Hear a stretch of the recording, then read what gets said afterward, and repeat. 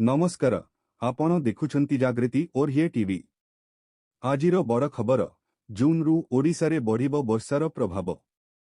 केतेक जिल्लारे प्रबलरु अति प्रबल वर्षा नेई सतर्कता जारी होईछि। तेबे केउ जिल्लारे अधिक वर्षा हेबो आसंतु जानिबा संपूर्ण खबर। दक्षिण पश्चिम मौसुमी वायु धीरे धीरे आगकु बढुछि। भारतीय पाणीपाग विभाग आईएमडी अनुजाई मौसुमी वायु आरब सागरर अनेक अतिरिक्त अंश महाराष्ट्र, कर्णाटक, आंध्र प्रदेश एवं तेलंगाना को आच्छादित करिछि।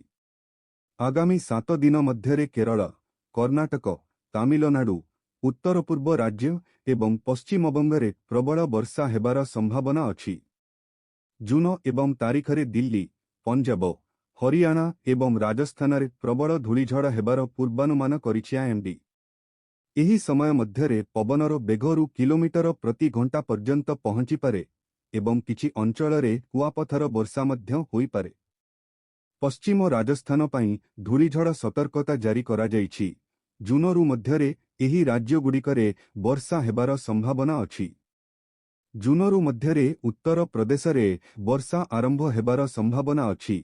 जूनरे पूर्व उत्तर प्रदेशरे प्रबल झड़ एवं वर्षा पई सतर्कता जारी करा जाइछि। एहा व्यतीत जूनरु पर्यंत मध्य प्रदेश एवं छत्तीसगढ़र विभिन्न स्थानरे वर्षा हेबार संभावना अछि। जूनरु मध्यरे बिहाररे प्रबल वर्षा हेबार संभावना अछि, जेतेबेले ओडिशारे जूनरुरे प्रबल वर्षा हेबार संभावना अछि। झारखंड, बिहार एवं पश्चिमबंगर गांगेय अंचलगुड़िक जूनरु पर्यंत झड़ एवं झड़र विपद जारी रखिछंती।